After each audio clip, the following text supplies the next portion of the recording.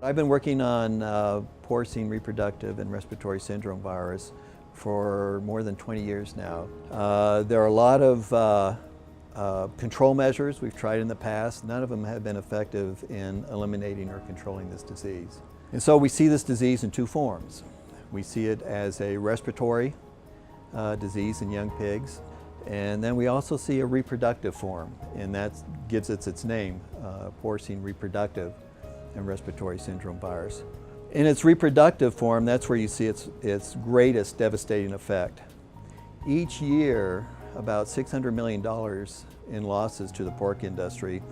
And that not only has a tremendous economic impact, but you can imagine that it also has a psychological impact, especially people who work with pigs. In earlier work, we showed that if you remove CD163 from the pig, it does not get PRRS.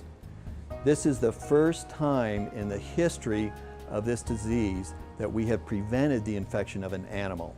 And this is really, I think, the tremendous impact that research has had on the industry.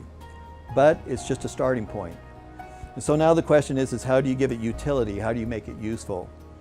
And what we found is that if you take this CD163 knockout dam, you've actually protected the fetuses from the disease. In this paper, we demonstrate that fetuses cannot become infected if the dam is CD163 negative. It's just like your front door. You have a handle. The virus grabs the handle and turns it and can get in. And what we did is we removed the handle. It no longer has anything to grab onto.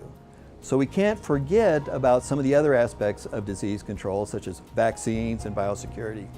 But during this critical phase of production, the way I term it is that we've essentially ended a disease.